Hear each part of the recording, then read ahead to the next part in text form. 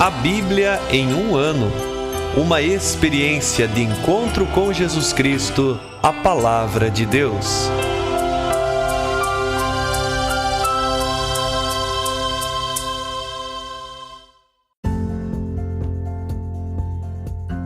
Olá, eu sou o Alesiandro, seminarista da Diocese de Ponta Grossa, Paraná.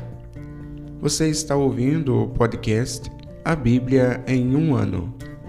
Usando um plano de leitura cronológico, vamos ler a Bíblia inteira em 365 dias, descobrindo como a história da salvação se desdobra e se atualiza em nossas próprias vidas e na vida da Igreja.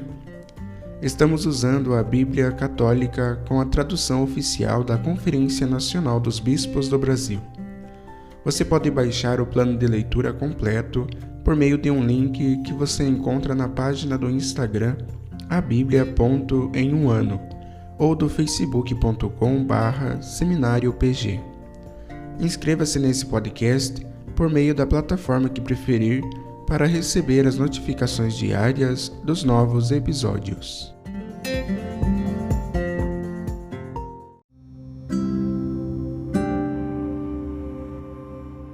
Olá, eu sou o Padre Joel Nalepa, da Diocese de Ponta Grossa, no Paraná. Antes de iniciarmos a leitura e a escuta dos textos bíblicos propostos para hoje, vamos pedir que o Espírito Santo ilumine nossa mente e nosso coração para que a Palavra de Deus frutifique em nossas vidas. Em nome do Pai, do Filho e do Espírito Santo. Amém. Vindo Espírito Santo, enchei os corações dos vossos fiéis e acendei neles o fogo do vosso amor. Enviai o vosso Espírito, e tudo será criado, e renovareis a face da terra. Oremos. Ó Deus, que instruístes os corações dos vossos fiéis, com a luz do Espírito Santo, fazei que apreciemos retamente todas as coisas, segundo o mesmo Espírito, e gozemos sempre de sua consolação. Por Cristo nosso Senhor. Amém.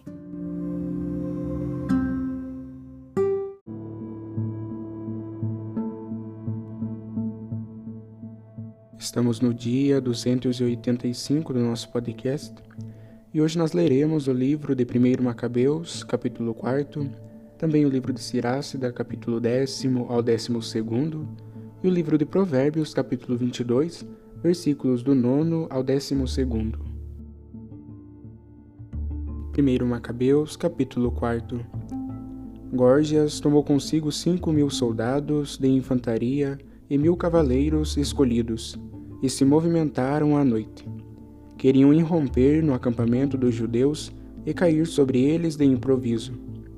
Os homens da cidadela serviam-lhe de guias. Judas o soube e partiu com seus valentes para atacar o exército do rei em Emaús, enquanto os batalhões reais estavam ainda distantes do acampamento. Quando Górgias chegou ao acampamento de Judas de noite, não encontrou ninguém. Começou a procurá-los pelas colinas, dizendo: "Estão fugindo de nós." Ao raiar do dia, Judas surgiu na planície com 3.000 homens, só que sem tantas armaduras e espadas quantas gostaria de ter. E divisaram o acampamento das nações, imponente, com soldados armados e a cavalaria ao redor, e todos treinados para a guerra. Mas Judas disse aos seus homens: "Não temais a sua multidão, nem vos apavoreis com o seu ataque. Lembrai-vos como foram salvos os nossos pais no Mar Vermelho, quando o faraó os perseguia com o seu exército. Vamos gritar ao céu, para que Deus tenha compaixão de nós e se lembre da aliança dos nossos antepassados, e esmague hoje este exército à nossa frente. E todas as nações saberão que existe alguém que resgata e liberta Israel." Levantando os olhos, os estrangeiros viram os judeus que vinham contra eles, e saíram do acampamento para dar-lhes combate. As tropas de Judas fizeram soar a trombeta e atacaram. Os estrangeiros foram derrotados e fugiram para a planície, mas os que estavam na retaguarda caíram ao fio da espada. A perseguição atingiu Gazara e as planícies da Idumeia, de Azoto e de Jâmnia, e pereceram dos inimigos cerca de 3.000. Ao voltar com seu exército da perseguição aos inimigos, Judas disse ao povo: Não fiqueis cobiçando os despojos, pois outro combate nos espera. Górgias e seu exército estão nas colinas, perto de nós. Ficai firmes contra estes nossos inimigos e derrotai-os. Depois recolhereis os despojos com segurança. Ele ainda falava quando apareceu uma patrulha deles, espionando do alto da montanha. E viram que seus companheiros tinham sido postos em fuga e haviam queimado o acampamento. A fumaça que ainda se via dava a entender o que tinha acontecido. Vendo isso, encheram-se de pavor. E quando viram o exército de Judas na planície, preparado para o confronto, fugiram todos para a região dos filisteus. Então Judas voltou para saquear o acampamento. Encontraram muito ouro e prata, tecidos de púrpura roxa e de púrpura marinha, e outras grandes riquezas. Voltando, cantavam hinos e bendiziam ao céu, porque ele é bom, pois sua misericórdia é para sempre. Foi grande a salvação que aconteceu em Israel naquele dia. Os estrangeiros que conseguiram escapar vieram contar a Lísias tudo o que acontecera. Ao ouvir isso, ele ficou consternado e abatido, porque as coisas em Israel não tinham ocorrido como esperava, e o resultado era o contrário do que lhe havia mandado o rei. No ano seguinte, Lísias recrutou 60.000 soldados escolhidos e 5.000 cavaleiros para subjugar os judeus. Eles foram para Idumeia e acamparam em Betsur. Judas saiu para enfrentá-los com 10.000 homens. Ao ver o exército inimigo tão poderoso, pôs-se a orar. Tu és bendito, ó Salvador de Israel, que derrotaste a força de um gigante pela mão do teu servo Davi, e entregaste o acampamento dos filisteus nas mãos de Jonatas, filho de Saul, e a seu escudeiro. Entrega, pois, este exército nas mãos de Israel, o teu povo, e que eles, com seus soldados e cavaleiros, fiquem envergonhados. Amedronta-os e quebra a audácia da sua força, para que sejam abalados pela sua derrota. Derruba-os pela espada dos que te amam, para que te louvem com hinos todos os que conhecem o teu nome. Travaram, pois, a batalha, e cerca de 5.000 homens do exército de Lísias tombaram, morrendo diante deles. Quando Lísias viu a derrocada do seu exército e a intrepidez de Judas, cujos homens estavam dispostos a viver ou morrer corajosamente, voltou para Antioquia e começou a recrutar estrangeiros com a intenção de voltar à Judéia com um exército ainda mais numeroso. Disse então Judas, junto com seus irmãos: Nossos inimigos estão derrotados. Vamos subir a Jerusalém para purificar o lugar santo e restaurá-lo. Todo o exército se reuniu e subiram para o monte Sião. Aí viram o santuário abandonado, o altar profanado, as portas incendiadas, o mato crescendo nos átrios, como num bosque ou na montanha, os aposentos dos sacerdotes destruídos. Rasgaram suas vestes e choraram amargamente, cobrindo-se de cinza. Prostrados por terra, começaram a gritar, ao som das trombetas, clamando ao céu. Judas ordenou a alguns de seus homens que contivesse os que estavam na cidadela, até que fosse purificado o santuário. Para esta função, escolhera sacerdotes sem defeito, observantes da lei, os quais purificaram o lugar santo e removeram para um lugar impuro as pedras que o profanavam. Deliberaram também sobre o que fazer do altar dos holocaustos, que tinha sido profanado, e tiveram a boa ideia de o demolir. Assim, ele não continuaria a ser motivo de desonra, pelo fato de as nações o terem profanado. Demoliram, pois, o altar, e deixaram as pedras no monte do templo, em lugar conveniente, até que aparecesse o profeta esperado para decidir sobre o que fazer com elas. Tomaram então pedras inteiras, não talhadas, segundo a lei, e construíram um altar novo, segundo o modelo do anterior. Restauraram o lugar santo e consagraram a parte interna do santuário e os átrios. Fabricaram novos utensílios sagrados e introduziram no templo o candelabro, o altar do incenso e a mesa. Queimaram o incenso sobre o altar e acenderam as lâmpadas do candelabro, para que iluminassem o templo. Colocaram em ordem os pães sobre a mesa, penduraram as cortinas e deram por terminados todos os trabalhos. Antes do amanhecer, no dia 25 do 9º mês, isto é, o mês de Casleu, no ano 148, eles se levantaram para oferecerem o sacrifício de acordo com a lei, sobre o novo altar do holocausto que tinham construído. Exatamente na mesma época e no mesmo dia em que os gentios o haviam profanado, o altar foi consagrado em meio a cânticos e cítaras e liras e símbolos. Todo o povo prostrou-se por terra em adoração e fez subir para o céu os seus louvores, para aquele que lhes tinha concedido o sucesso. Durante 8 dias celebraram a dedicação do altar, oferecendo holocaustos com alegria e sacrifícios de comunhão e de ação de graças. Enfeitaram a fachada do templo com coroas de ouro e pequenos escudos, e consagraram os portais, bem como os aposentos, onde colocaram portas. Foi muito grande a alegria do povo, tendo sido cancelado o opróbrio causado pelas nações. Então, Judas e seus irmãos, e toda a Assembleia de Israel, determinaram que os dias da dedicação do altar seriam anualmente celebrados, no seu devido tempo, pelo espaço de 8 dias a partir do dia 25 do mês de Casleu, com júbilo e alegria. Nessa ocasião, fortificaram o Monte Sião com muralhas altas e torres bem fortes ao seu redor, para impedir que as nações voltassem como antes a calcar aos pés esses lugares. Judas postou ali uma guarnição para defendê-lo, dando-lhe meios para guardar também Bet-sur. Assim, o povo teria uma defesa diante da Idumeia.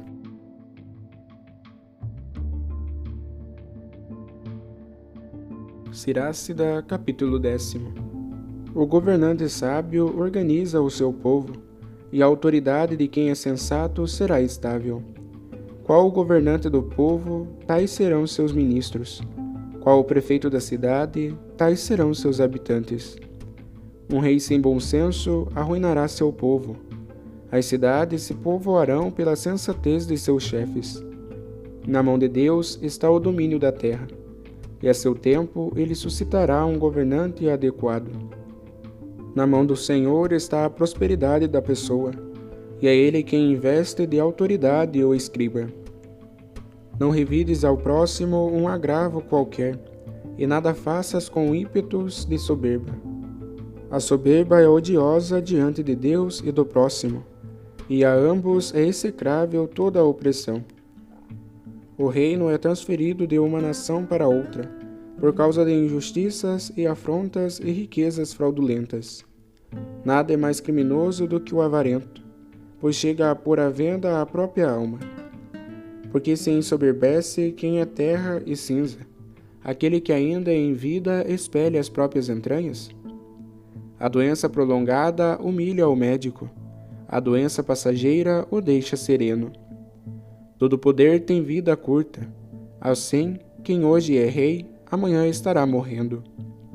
Quando o ser humano morre, tem por herança as serpentes, as feras e os vermes.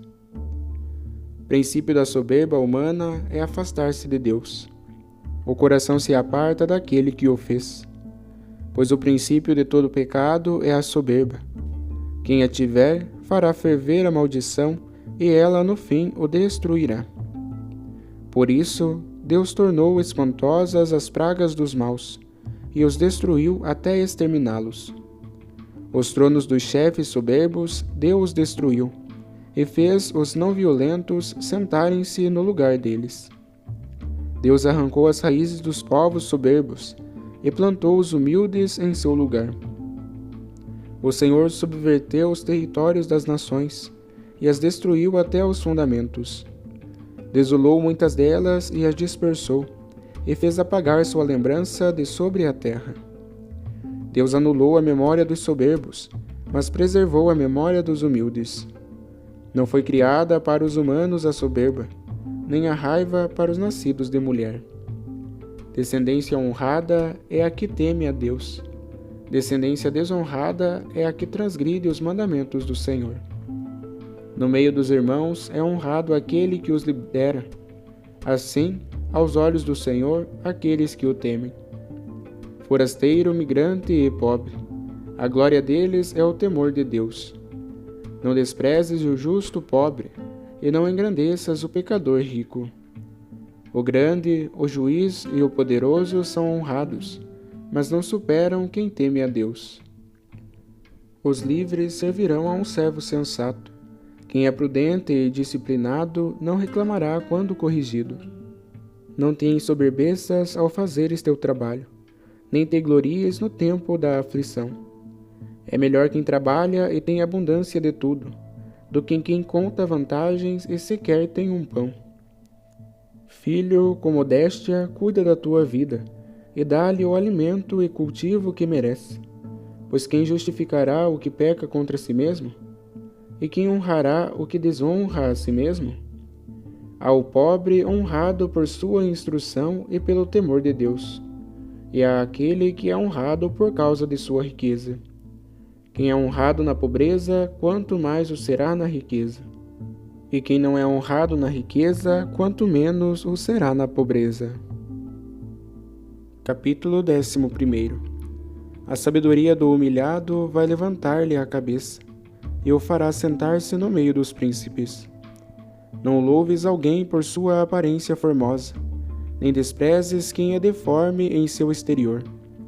Pequena entre os seres alados é a abelha, mas seu produto tem a primazia da doçura. Não te glories jamais dos teus trajes, nem te ensoberbeças no dia da honra, porque só as obras do Altíssimo são admiráveis, embora escondidas e invisíveis. Muitos tiranos tiveram de prostrar-se por terra, enquanto outros, com quem não se contava, recebeu a coroa. Muitos poderosos foram tremendamente desonrados, e homens ilustres foram entregues à mercê de estranhos. Antes de averiguar, não censures ninguém. Depois de interrogar, porém, repreende com justiça. Antes de ouvires, nada respondas. No meio das palavras do outro, não te intrometas. Não disputes sobre aquilo que não te diz respeito. Em contenda de pecadores, não te metas. Filho, não fiques fazendo coisas demais. Se te apressares, não estarás isento de delito. Se perseguires, não alcançarás, e se correres, não escaparás. Há quem se esforça, apressa-se e sofre, e tanto mais fica desprovido. Há outro fraco, precisando de ajuda, mas carente de força e rico só em miséria. O Senhor o observa com benevolência e o reergue de sua humilhação, levantando-lhe a cabeça, a ponto de muitos ficarem admirados. Bens e males, vida e morte, pobreza e riqueza, tudo vem de Deus. A sabedoria, a ciência e o conhecimento da lei vêm do Senhor. Estão junto a ele o amor e a conduta dos bons. O erro e as trevas foram criados para os pecadores. Os que se comprazem nas más ações, no mal envelhecem. O dom de Deus permanece com os justos, e sua benevolência produzirá bons frutos para sempre.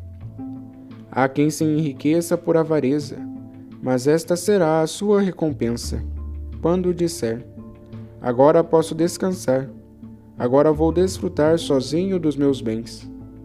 Ele não tem consciência de que o tempo vai passar, a morte vai chegar, e ele morrerá, deixando tudo para outros.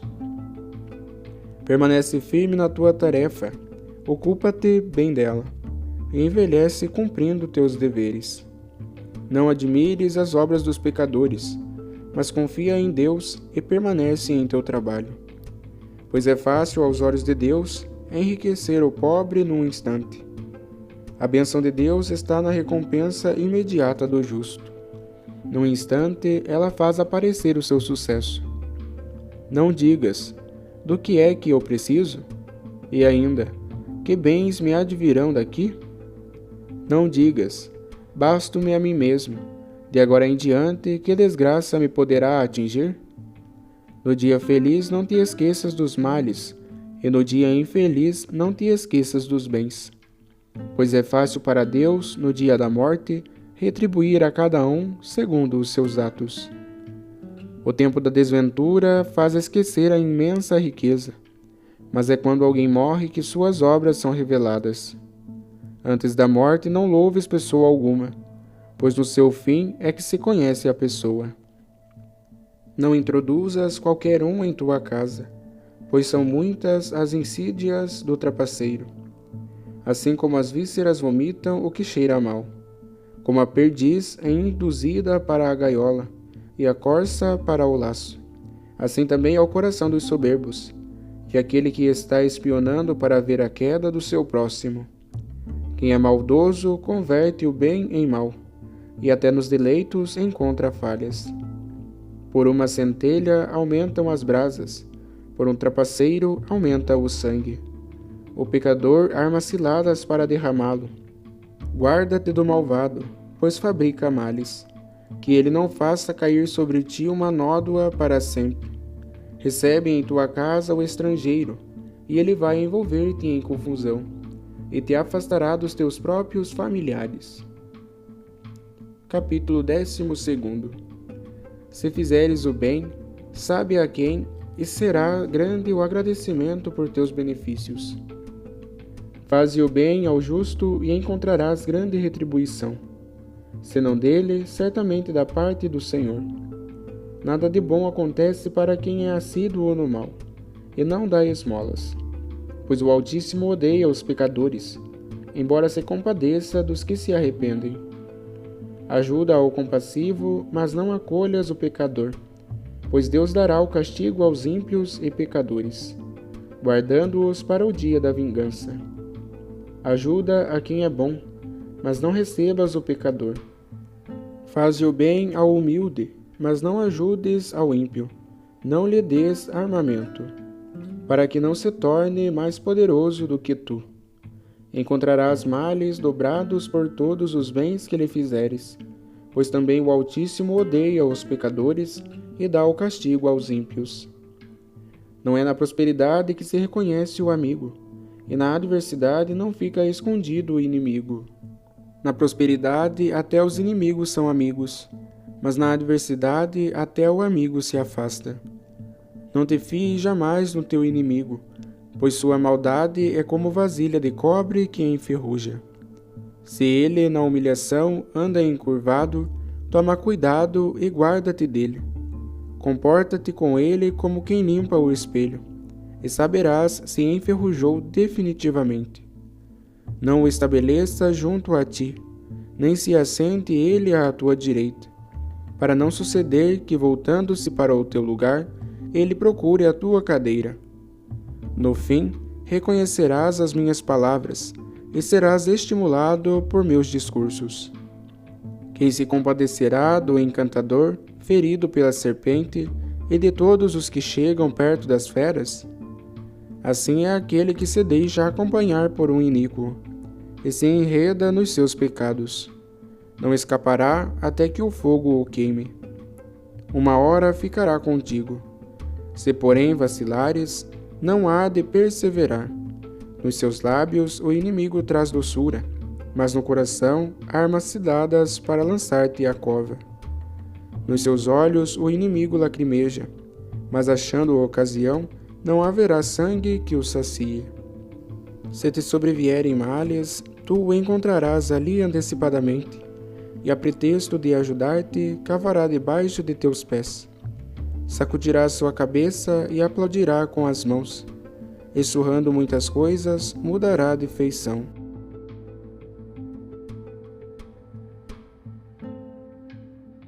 Provérbios, capítulo 22, versículo 9. Quem é generoso será abençoado, pois repartiu seu pão com o pobre. Expulsa o zombador, e com ele sairá a contenda, e cessarão as demandas e ofensas. Quem ama a pureza de coração, pela graça de seus lábios, terá o rei por amigo. Os olhos do Senhor consideram o conhecimento, mas as palavras do desleal são por ele embaralhadas.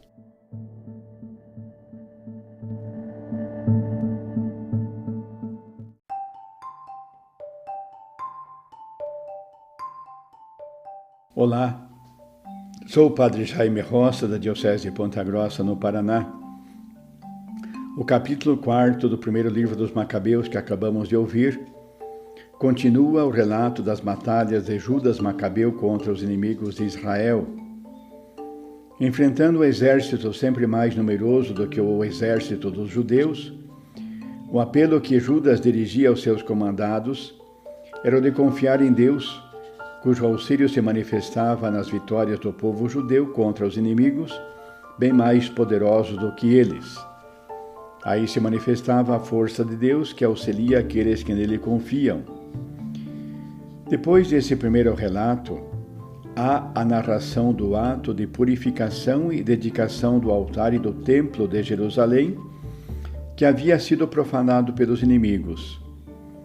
A narração relata um momento importante para a vida e a caminhada do povo de Israel. É importante perceber a importância que se dá ao templo e ao altar dos sacrifícios. É o reconhecimento da soberania de Deus e o fato de se dedicar um espaço reservado ao culto e ao oferecimento dos sacrifícios demonstra a centralidade da presença de Deus junto ao seu povo e a possibilidade oferecida ao povo de se dirigir a Deus, implorando a proteção e a bênção. No livro do Eclesiástico, nos capítulos 10 a 12 que foram lidos, nós encontramos uma série de conselhos e recomendações sobre o comportamento humano. Trata-se, sobretudo, de se evitar a soberba e o orgulho, a autoconfiança e a falsidade. Pois, como nos diz o texto, o princípio de todo pecado é a soberba. Pelo contrário, o apelo desses capítulos é no sentido de um comportamento humilde, justo e perseverante até o fim. Há ainda um apelo no sentido de que é possível reconhecer quem são os verdadeiros amigos. São aqueles que ficam ao nosso lado, mesmo nos momentos de desgraça. Pois, como diz o texto, há muitos que se aproximam, fazendo-se amigos, mas com a única intenção de se aproveitar enquanto podem usufruir de algo. E nos versículos lidos do livro dos Provérbios, há uma frase que chama a atenção quando diz: "Quem é generoso será abençoado, pois repartiu o seu pão com o pobre." É mais uma vez um apelo a não faltar, ou melhor, a não fazer dos bens um fim para a própria satisfação, mas fazer deles uma oportunidade para a prática do bem, no sentido de uma generosidade que percebe as necessidades do outro. A mensagem que podemos tirar das leituras de hoje visam chamar a atenção para a dupla dimensão da vida cristã. De um lado, a nossa relação para com Deus, no sentido de respeitar a nossa consagração a Ele, operada através do batismo que recebemos, e, portanto, a necessidade de cultuarmos a Deus em espírito e verdade, e, ao mesmo tempo, viver a nossa relação fraterna, enquanto é possível desenvolver uma sensibilidade diante das necessidades do próximo, enquanto convite para a partilha dos próprios bens.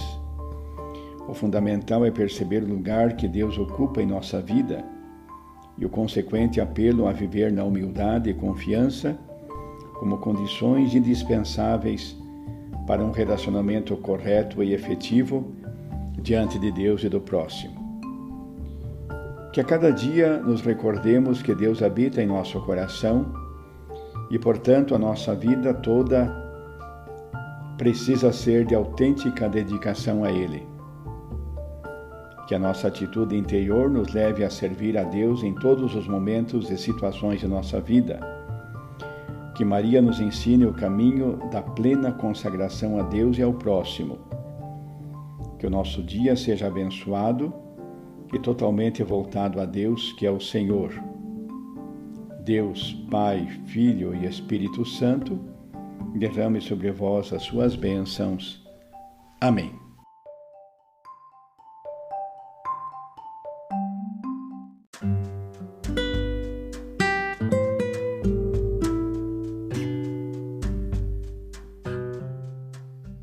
Queridos irmãos e irmãs, que possamos exclamar com São Pedro, a quem iremos, Senhor, Tu tens palavras de vida eterna, e que a cada dia, após a escuta atenta da palavra, possamos renovar a nossa opção por Cristo e pelos frutos de eternidade que Sua palavra nos oferece.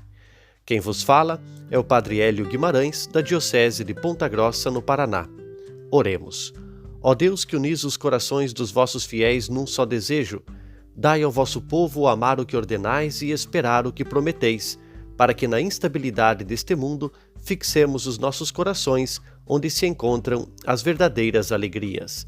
E abençoe-vos o Deus Todo-Poderoso, Pai, Filho e Espírito Santo. Amém.